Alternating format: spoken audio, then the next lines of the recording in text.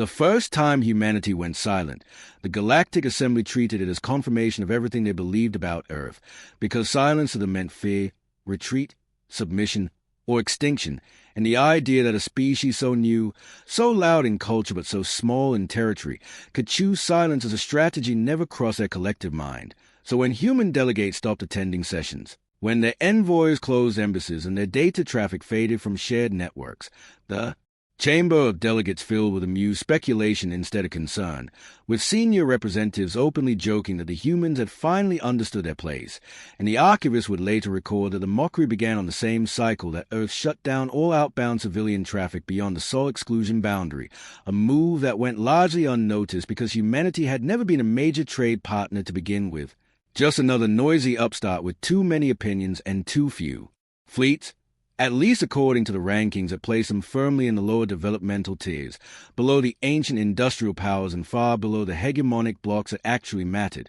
And so when the Vakesh trade combined sees a human-aligned mining outpost in the peripheral system and received no formal protest, no threat, no emergency appeal to the assembly, laughter rippled through the halls and a dozen commentators declared that the humans had folded, that their famed emotional volatility had finally burned itself out. Yet within Sol, the silence was anything but surrender, because a withdrawal had been debated for years by people who understood one simple historical lesson that humanity had learned the hard way long before it ever reached the stars, that talking was only useful until it stopped changing outcomes, and when words became tools for delay, deception, or dominance by others, silence became preparation, and preparation became survival. So while the galaxy chuckled, Earth sealed itself up behind layers of electromagnetic obfuscation and gravitational distortion that had been tested but never revealed. Civilian channels were shut down not in panic but in precision, and the massive reallocation of energy and materials that followed was hidden behind the mundane cover of infrastructure upgrades and ecological restoration.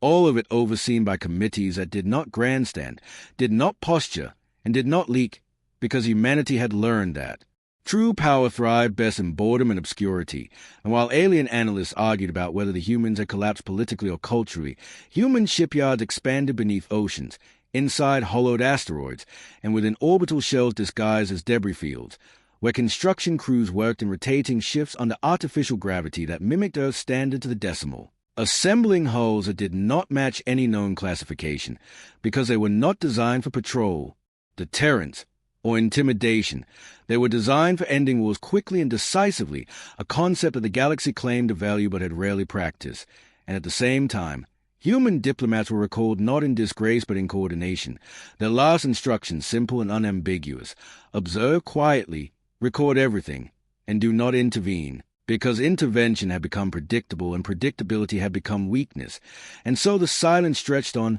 cycle after cycle, until it became a punchline, with assembly members openly using humanity as a cautionary tale about overreaching ambition, while entertainment feeds ran satirical reenactments of early human bravado contrasted with their present absence, and even sympathetic species began to assume the worst, that perhaps humanity had fractured internally or retreated into isolation permanently. Because no one noticed a subtle shift in shipping patterns near Sol, no one flagged the abnormal mass shadows flickering at the edge of the system, and no one asked why deep-range probes sent to map the area began returning incomplete data or not returning at all, because the galaxy was busy consolidating power, redrawing borders, and exploiting smaller civilizations under the same justifications it had always used. And then came the incident that would later be taught as the moment everything changed, when the Kel Dominion authorized a demonstration strike against a human research enclave that had continued operating beyond the exclusion boundary,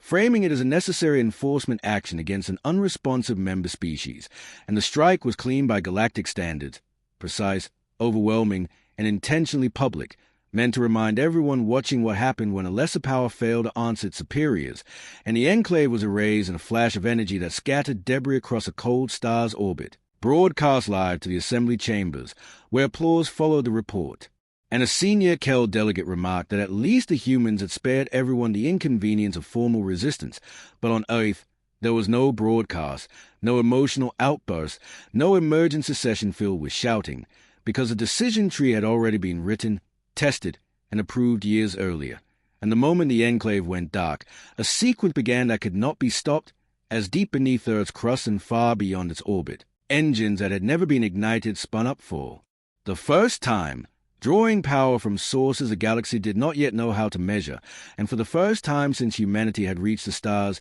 every major human faction, government, and corporation aligned behind a single objective that did not need to be announced, because it was understood, and the silence that had once been mocked began to weigh differently on those who were paying attention, because silence, they would learn too late, was not absence, it was pressure building, and pressure, when released, did not negotiate. By the time the first anomalous readings reached the outer monitoring stations of the neighboring systems, the idea that humanity had done anything at all was still considered unlikely, because the galaxy had grown comfortable with its assumptions and comfort bred denial faster than evidence could correct it.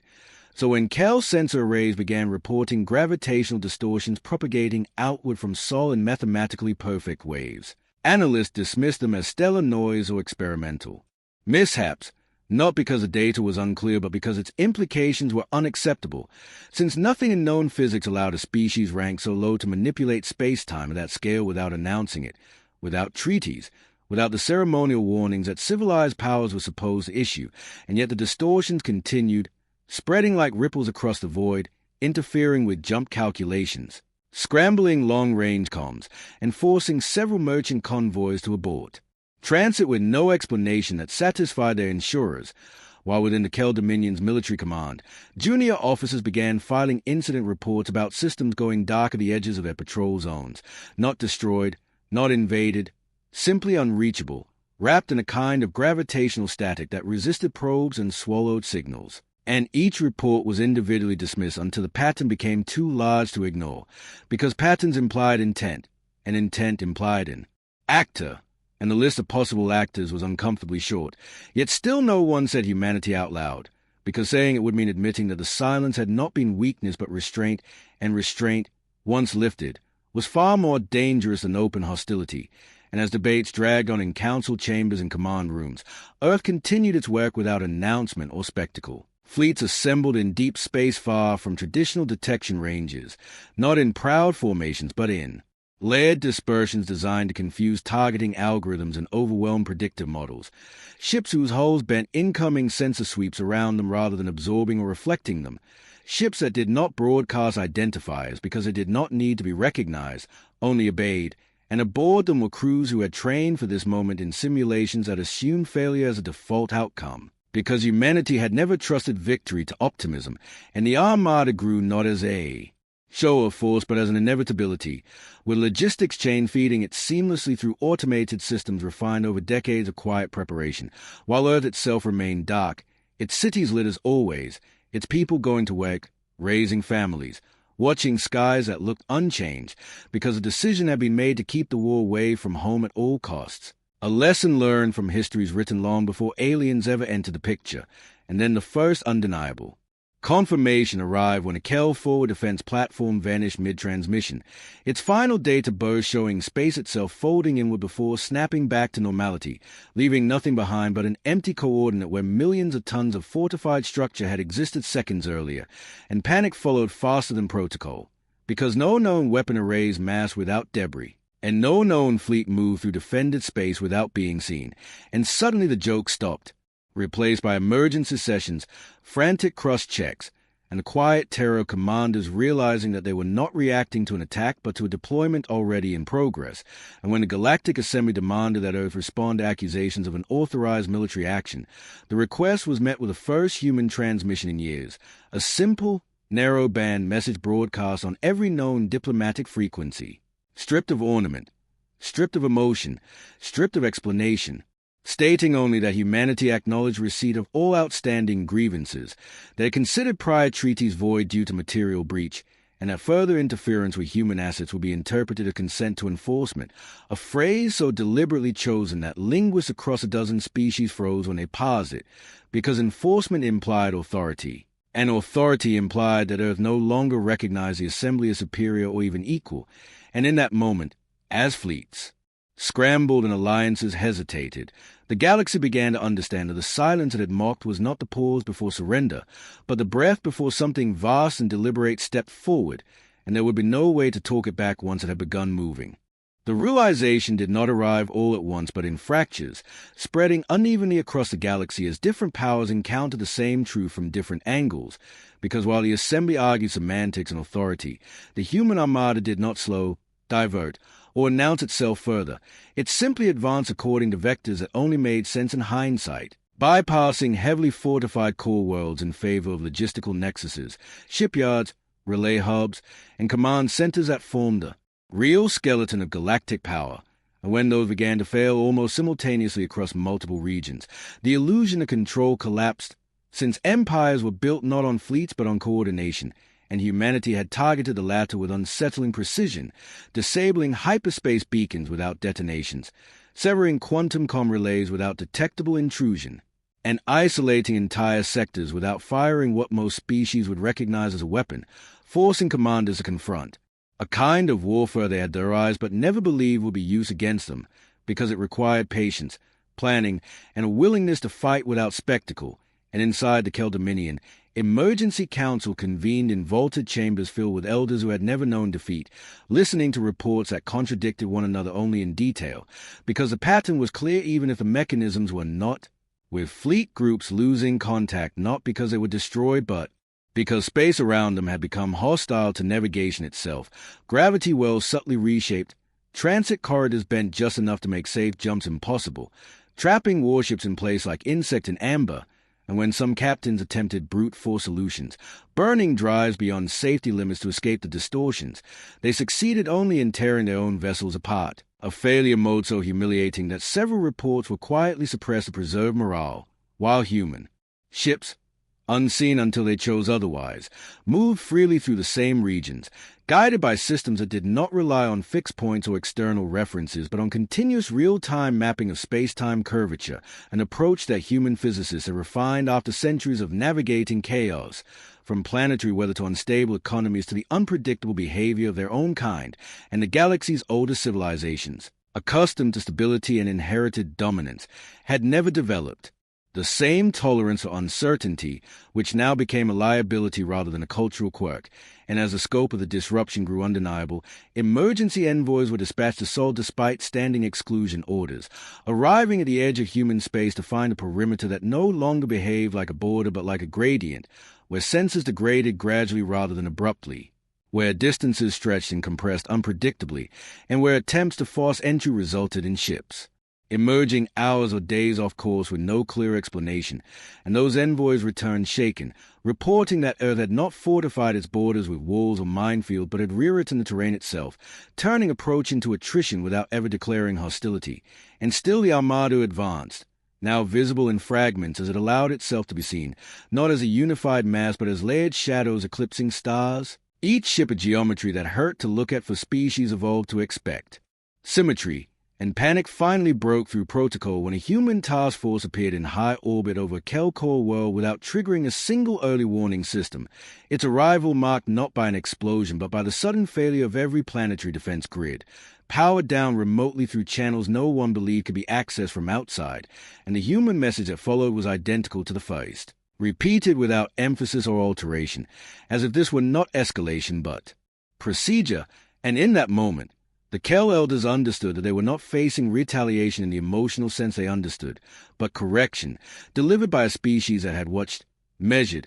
and waited until it could act with certainty, because humanity had not returned to the galaxy to make a point. It had returned to impose a new baseline, and everything that followed would be judged against whether it complied or resisted. Compliance, it turned out, was a concept far more fragile than resistance, because the moment humanity demonstrated that it could appear anywhere, disable anything, and leave without consequence, the carefully balanced hierarchies that had governed galactic politics for millennia began to unravel from the inside, as client states stopped forwarding tribute, protectorates delayed military support, and minor power quietly severed data links to their supposed guardians, all of them sensing that the rules had changed even if no one had formally announced it.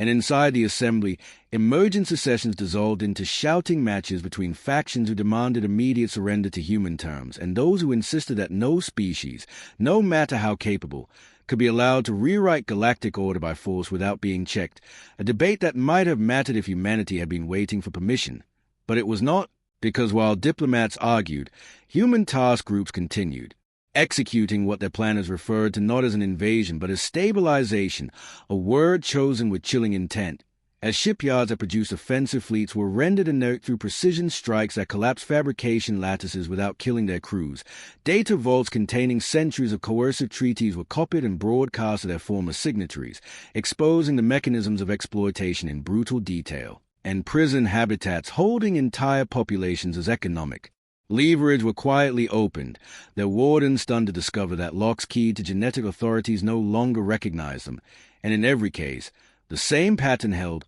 no taunt, no declarations of victory, no demands broadcast to the stars, only a short, factual transmission delivered after the action was complete, stating that the asset in question was now neutralized and further attempt to restore it will be met with escalation, a phrase that spread through military academies like A. Contagion, because escalation implied that what the galaxy had seen so far was not the peak of human capability but the minimum required to be understood. And for the first time in recorded history, ancient powers found themselves unable to predict what came next,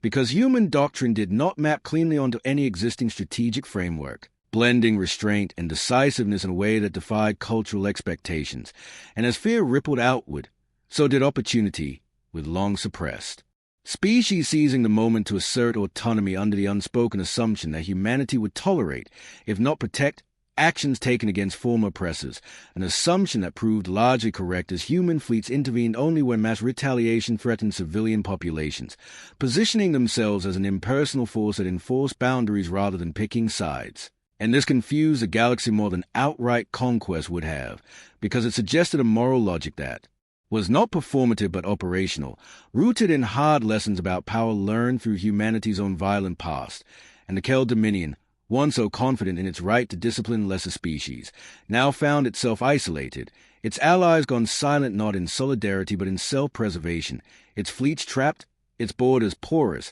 and its elders facing the unbearable truth that the strike on the human enclave, meant as a warning, had instead triggered a reckoning that could not be negotiated away. Because the humans were not angry in the way the Kel understood anger, they were resolved, and resolution, applied patiently and at scale, was far more terrifying than rage. Resolution hardened into inevitability as the Kel Dominion attempted what it had always relied on when pressure mounted, a demonstration of overwhelming force meant to shock the galaxy back into alignment. But the problem with demonstrations was that they required an audience willing to be impressed, and by the time the Dominion assembled what it called its final convergence fleet near a strategically meaningless but symbolically charged system, most of the galaxy was watching in silence, not out of loyalty but out of fear, because they had learned that drawing attention was dangerous when humanity was correcting behavior rather than competing for prestige, and when the Kel Armada activated its drives in unison, igniting space with a familiar flare of brute power, human senses registered the event not as a threat but as a deviation from expected compliance models,